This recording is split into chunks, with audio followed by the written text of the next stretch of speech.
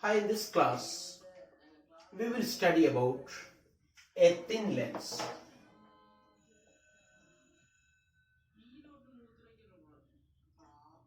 What is a lens? What do you mean by a lens? A lens is a transparent object. A lens is a transparent object having what? Curved refracting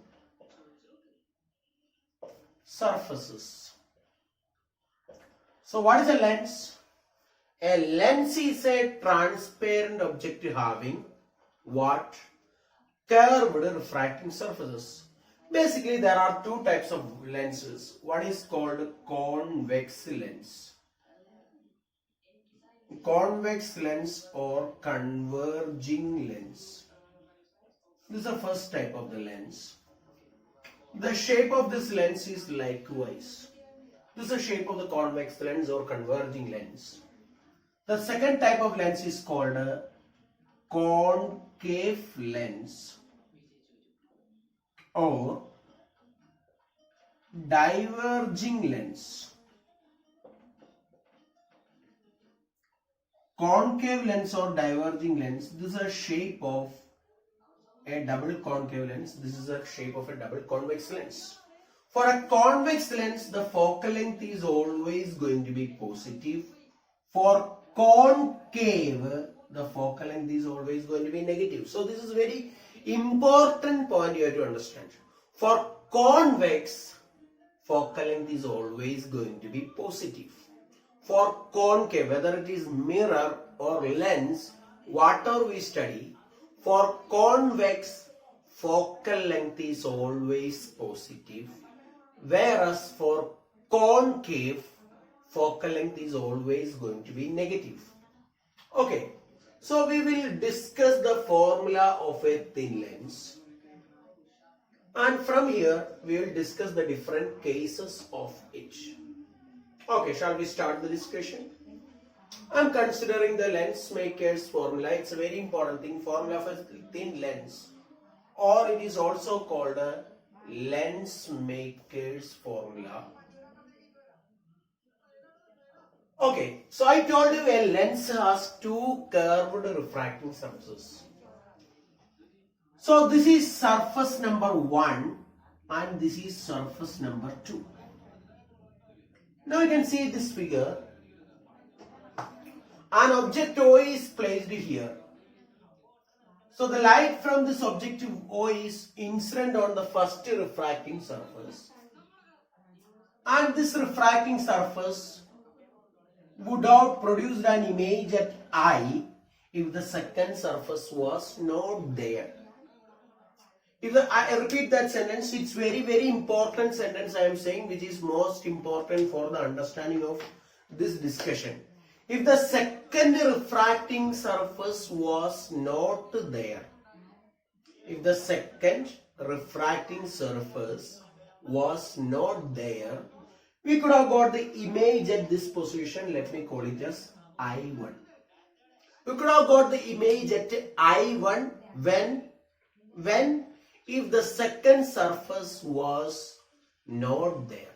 If the second refracting surface were not there, we could have got the image at I1. Be precise in understanding. If the second refracting surface were not there, we could have got the image at I1. So because we have the second refracting surface, the final image is obtained here at say I.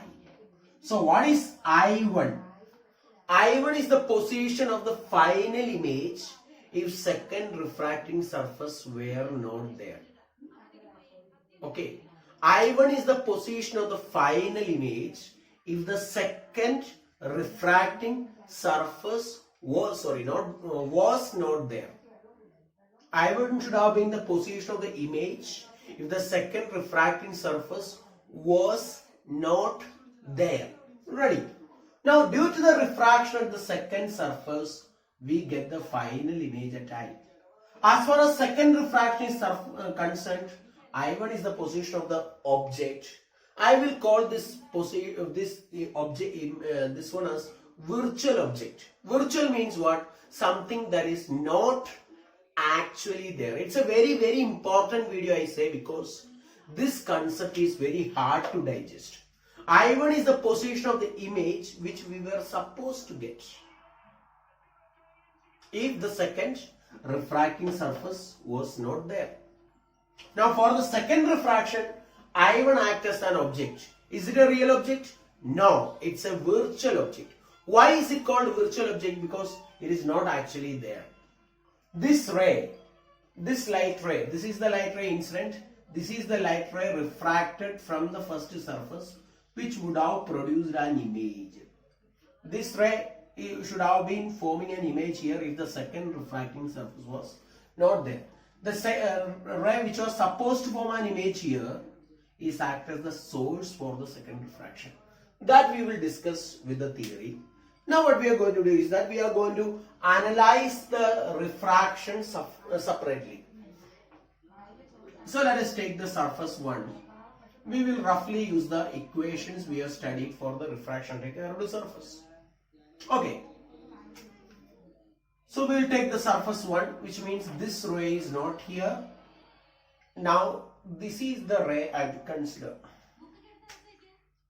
For the first surface, this is the ray we are considering. Yes, this is the ray for us. Now we can see that this distance is equal to u. That distance is v1. So while writing this expression, we don't give much importance to the sign convention because that is not important here, I am saying. So for the refraction of the surface 1, for the refraction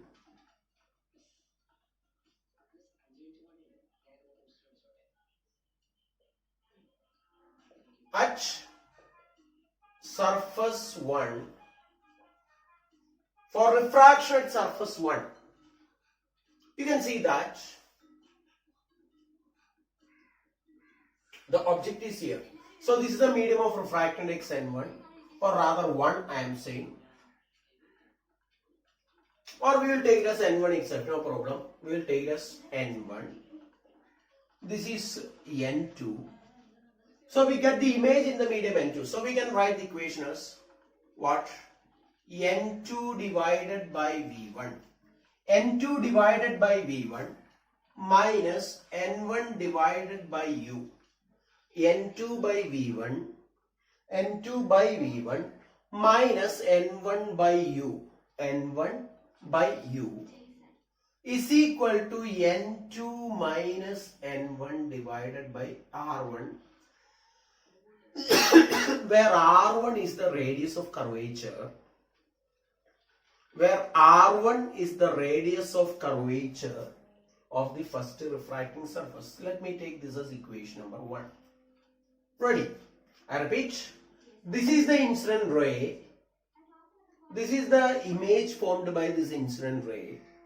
This is the direction in which I have to take the radius of curvature. So I have to say that final image is obtained in the medium m2. Object is in the medium n1. So n2 by v1 minus n1 by u is equal to n2 minus n1 divided by r1. That is equation. Now taking the next condition. Okay, for refraction at surface 2. For refraction at surface 2. Now let me draw the surface 2. For the surface 2, let me ask you the question. Okay, with your permission. This is surface 2 as you have seen from the figure.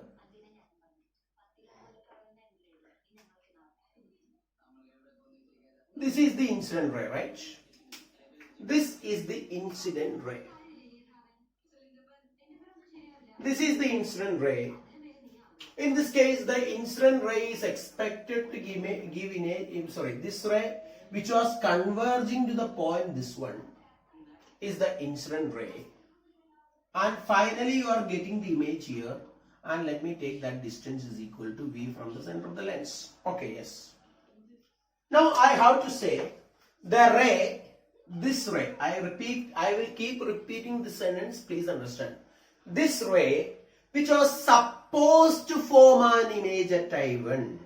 I repeat, this ray, which one? This ray, the one with this arrow mark, black arrow mark, which was supposed to form an image at I1 is the incident ray, right?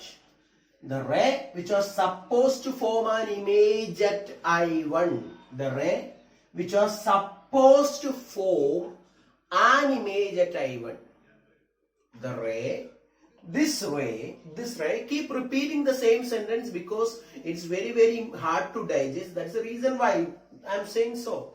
This ray which was supposed to form an image at I1 is the incident ray. Is it okay? Once more I will say, this ray which was supposed to form an image at I1, supposed to form. Now my question is it actually forming an image at I1? No. This ray which was supposed to form an image at I1 is the incident ray for the second surface.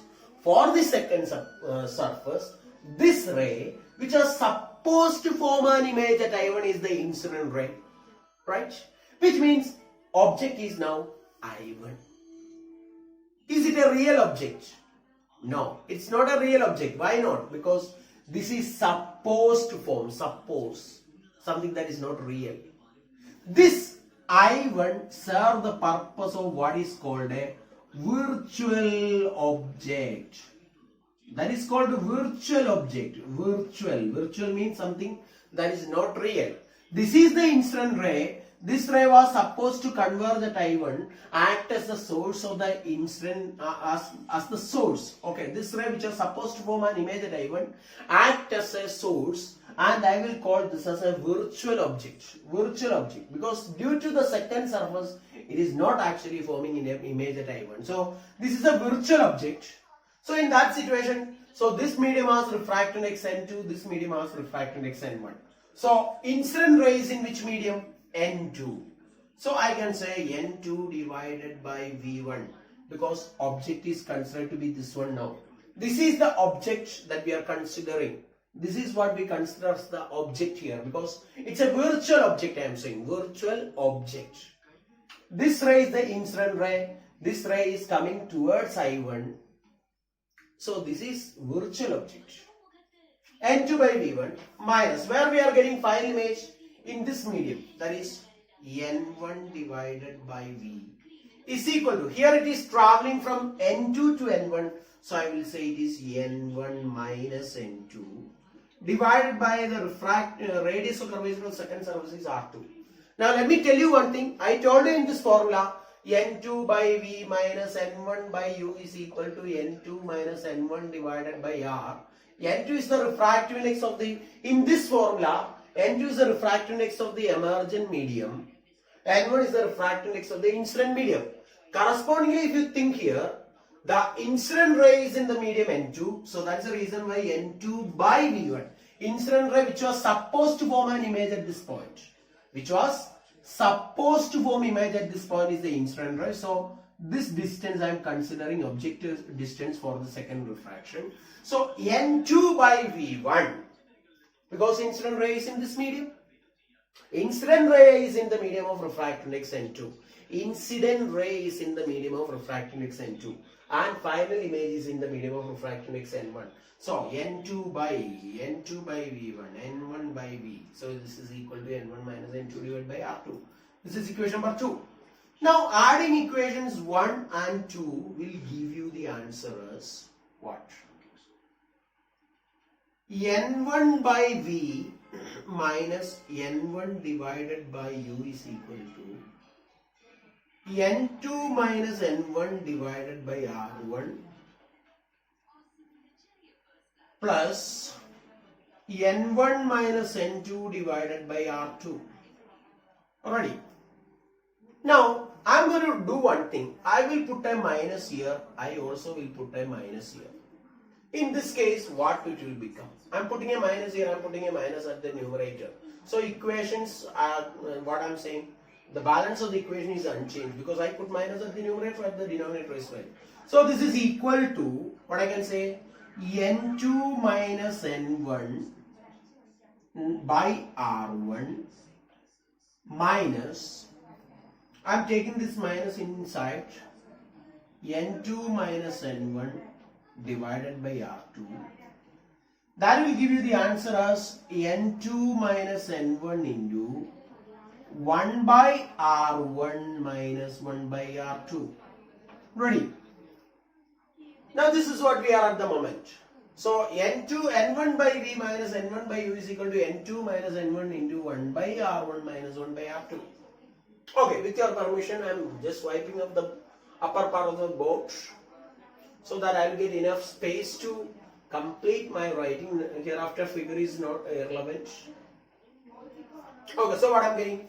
So from here I am going to divide both sides with the n1. So dividing with n1, so 1 by v. So n1 by v divided by n1 means 1 by v minus 1 by u is equal to, I divided with the n1. I divide with n1. So this is n2 by n1 minus 1 into 1 by r1 minus 1 by r2. Ready? Now this is the relation, this is the famous relation for the lens maker's formula or the formula of a thin lens. Famous formula for the thin lens. So 1 by v minus 1 by u is equal to n2 by n1 minus 1 into 1 by r1 minus 1 by r2. Now the question, if n1 is equal to 1, that is in air, and n2 is equal to n, then you will get what the result is. 1 by v minus 1 by u is equal to n minus 1 into 1 by r1 minus 1 by r2. Ready? This is the answer we are getting. Okay. Now from here, I am asking you a question. If u is equal to infinity, an object is placed at infinite distance, where will you get the image? The image will be obtained at the focus, right? An object is, for a distant object, the image is obtained on the focus. Now you can see here, now substituting for u and v in this expression, which one? In the expression shown on the board, substituting for u and v here, we can see that 1 by f minus 1 by infinity 0. So 1 by f I am writing. 1 by infinity 0 is equal to n minus 1 into 1 by r1 minus 1 by r2.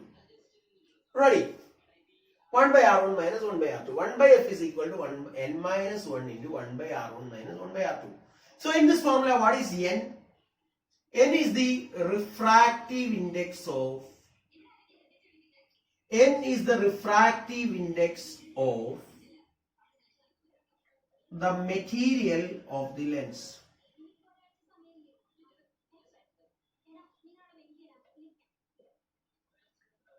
N is the refractive index of the material of the lens, R1, R2.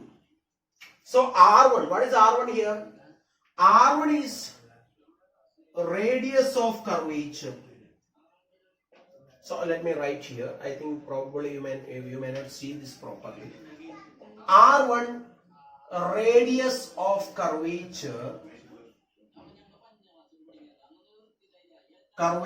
of first refracting surface. So radius of curvature of the first refracting surface is R1.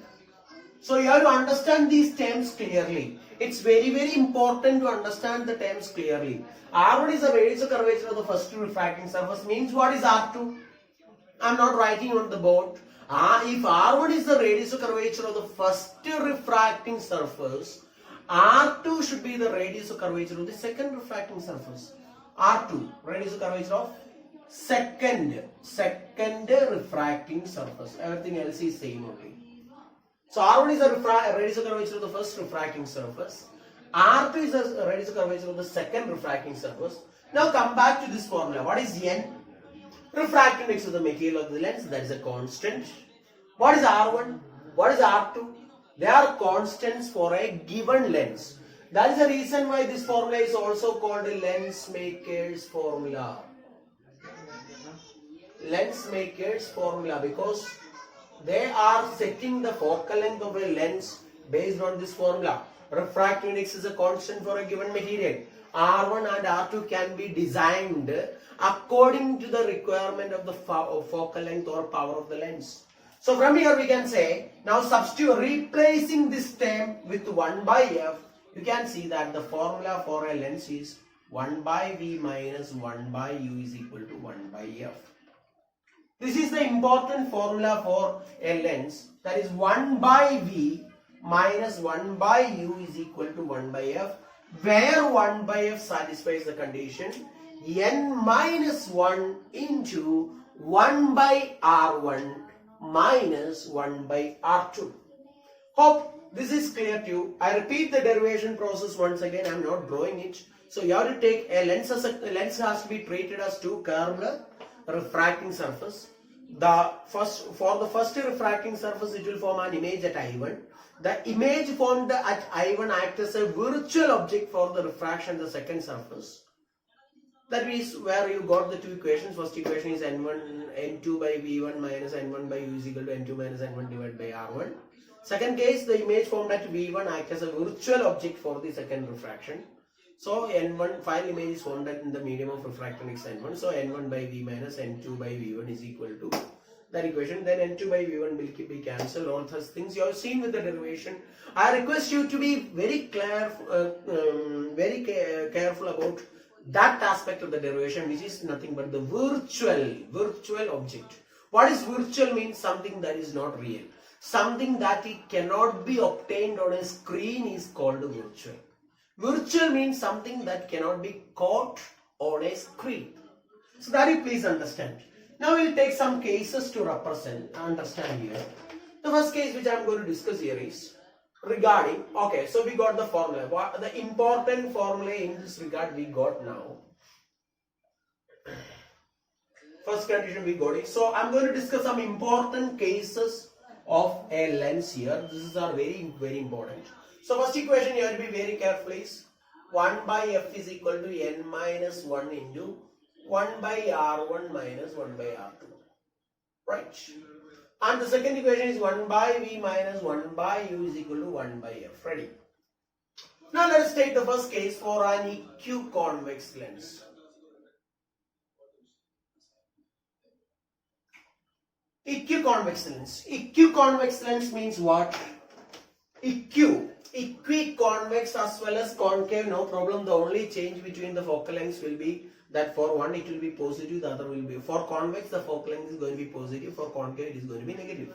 So when you consider equiconvex, okay, this is the direction you are taking R1. I will say it is plus R. Why?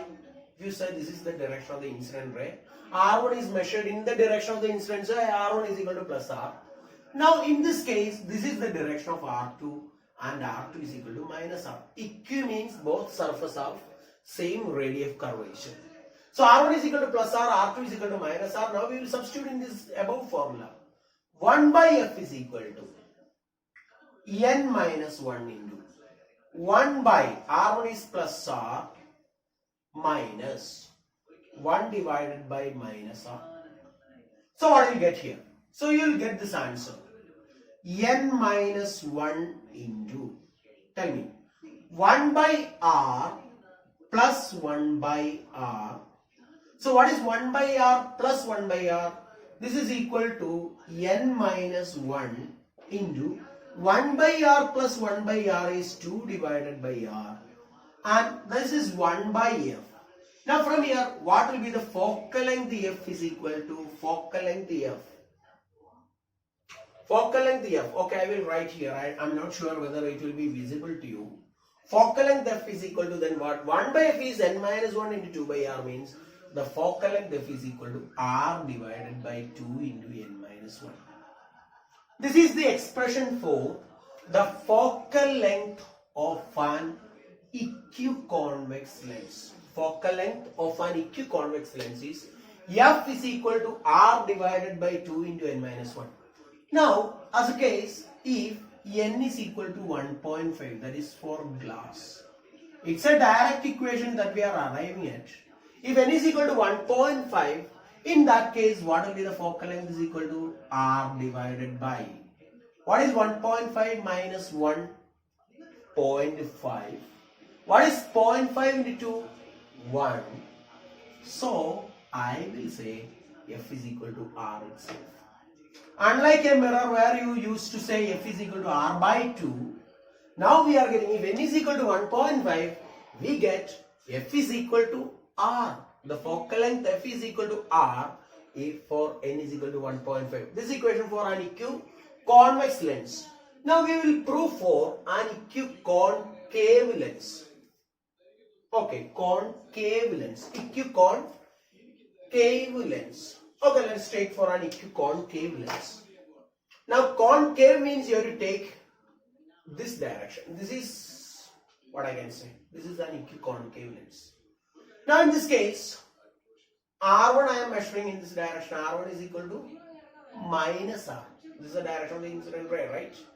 And R2 is equal to plus R.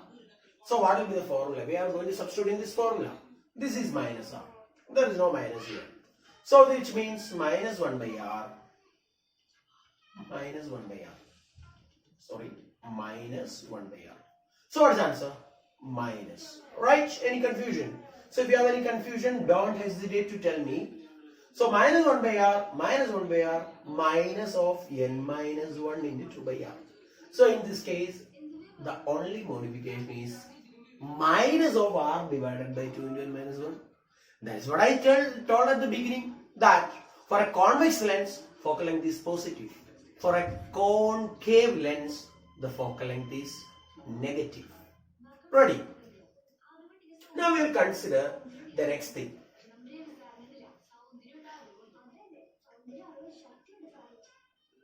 That is regarding a plano-convex lens. Plano-convex lens. Plano-convex lens. Okay, I am considering likewise. This is a plano-convex lens. This is the direction of the incident ray. So this is surface 1, this is surface 2. The radius of curvature of the first surface is infinity because it's a flat surface, right? Now you can see R2 is equal to minus R. Why? Because I am taking in this direction. Okay, so what will be the answer we will get here? Substituting in this formula, I will say 1 by f is equal to n minus 1 into, okay, R1 is infinity, 1 by infinity minus 1 divided by minus R. So what's the answer getting? This is equal to 1 by infinity is 0. So n minus 1 into 0 minus. We have 2 minus here. Minus of minus becomes plus. So 0 plus 1 by r. So you are going to get the answer as, in this case, the focal length f is equal to n minus 1 divided by r. The focal length of a plano-convex lens f is equal to n minus 1 divided by r. Then you may be asking me the question, sir, if you have taken likewise, what if you have taken in the opposite sense? That calculation I will leave you just saying only. Suppose that the lens is placed in such a way, will that cause a change in focal length? In this case, what is R1? This is the direction of R1. So I will say this is plus R. What is R2? Infinity. In this case, what will be the answer going to get? So R1 is equal to plus R, R2 is equal to infinity. So n minus 1 into 1 divided by R minus 1 by infinity. So here it is what I am going to get. So the rest of the calculation you can do. Okay, don't worry, I will not let you do. So 1 by infinity is 0, this is 1 by r itself. So my question, will it change the focal length? Will it change the focal length? Answer is no. It is not going to change the focal length by changing the orientation of a lens, whether it is a planar convex lens or an equiconvex lens.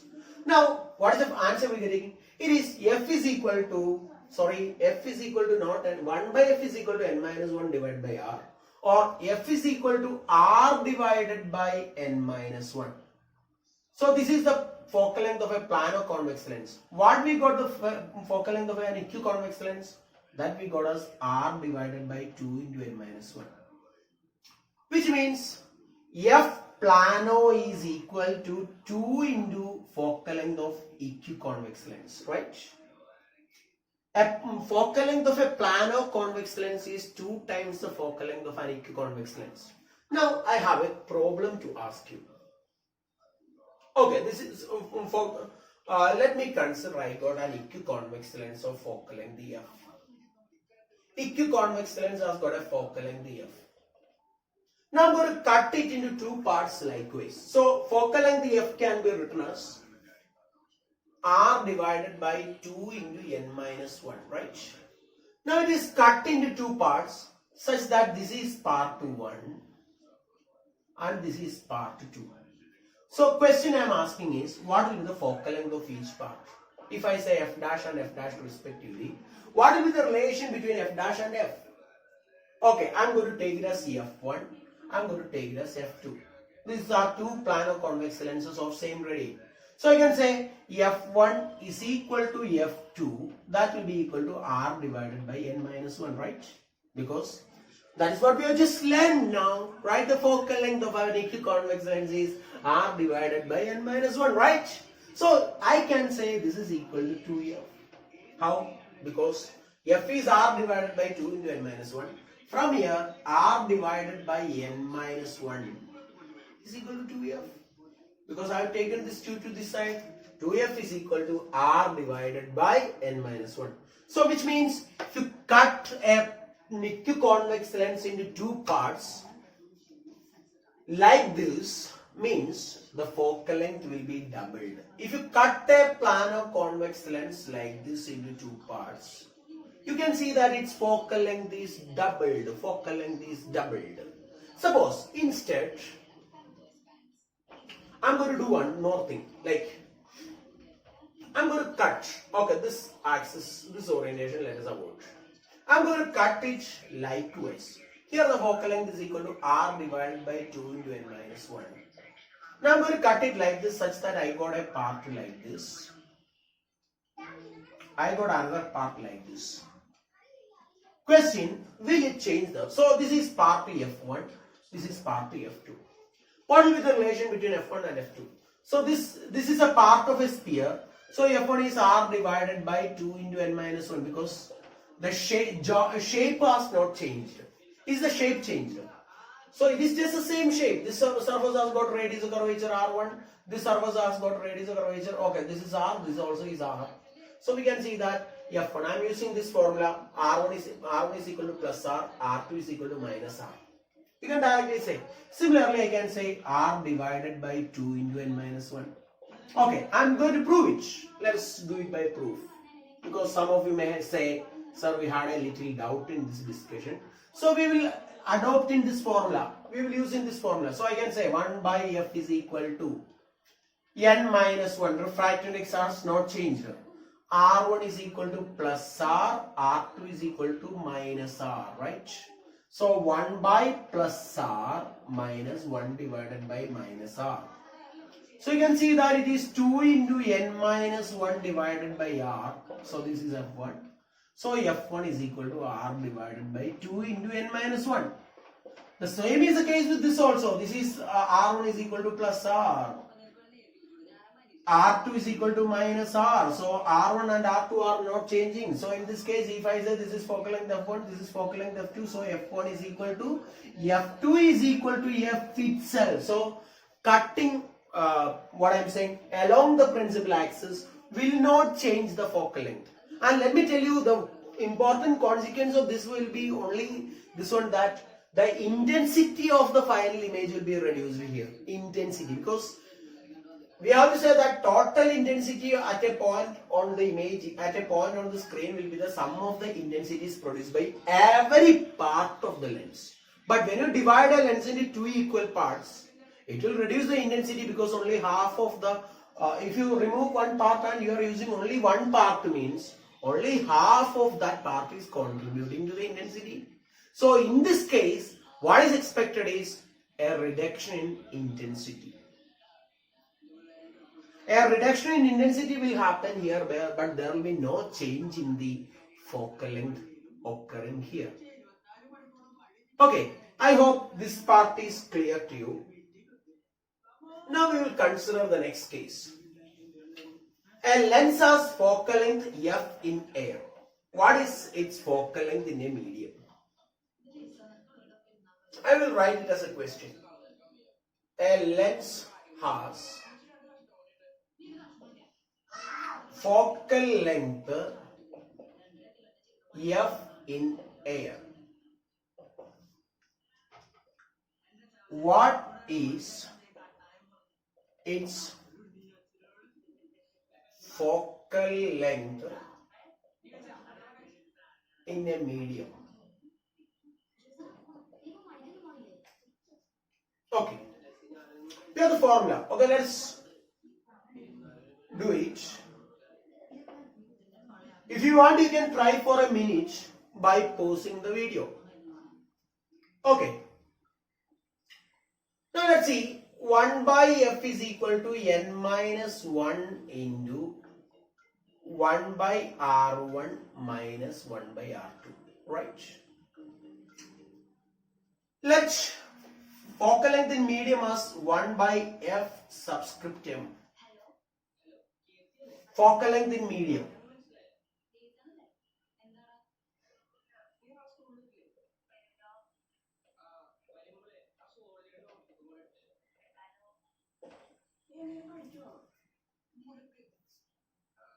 One by fm is equal to, so n is the refractive index. Here it is n by 1, but I will say here is n divided by nm minus 1 into 1 by r1 minus 1 by r2. What is nm? N subscript m. It is the refractive index of the medium. Now shall we divide these two equations? When you divide, this is equation number 1, this is equation number 1. When you divide, common terms will cancel. Common is this terms, right? So when you divide, equation 1 divided by equation 2 will give you fm divided by f is equal to, dividing, fm divided by f is equal to what we are going to get? So when you divide, this equation divided by this equation. So n minus 1 divided by n divided by nm minus 1. Ready? That's equation. So one more, if I just simplify this, fm is equal to f into, I have taken this f to the other side, n minus 1 divided by n minus nm, that multiplied by nm, right? Because I have taken LCM, so n minus nm, this will then further go to the numerator. This is the expression for the focal length of a lens in medium.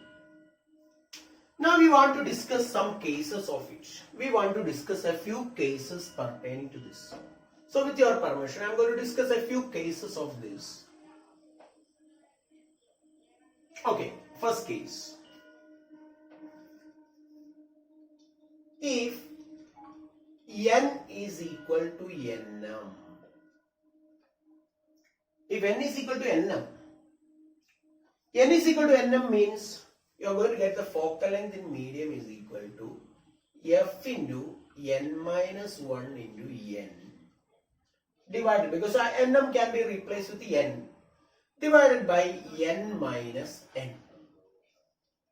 The medium of the lens and the material of the lens, medium in which the lens is placed and the material of the lens have the same focal length. So what is n minus 1? 0. This is equal to f into n minus 1 into n divided by 0. Any number by 0, as we know, it is infinity. So that means the lens has a focal length infinity. Means what? It will neither converge nor diverge, which means water light is passing through this. It will pass like this only. It is just like we are pouring some water into a bucket containing water. So in such a case, what I will say is that the lens will become invisible. Lens becomes invisible, right? In this case, the lens will become invisible. That's the only thing you can understand here. Second case, if 1 greater than nm but less than n. So we have got a material whose refractive index is less than that of the material. We got a lens which is placed in a medium whose refractive index is less than that of the material of the lens, but it is greater than 1. In that case, what you get? Fm is equal to f into n minus 1 into nm divided by n minus nm. Now what I can say here is that in this case, which is going to be, so this term n minus nm will be less than n minus 1. N minus nm less than n minus 1 implies Fm will be greater than f. In this case, what will happen? What will happen is that the focal length increases.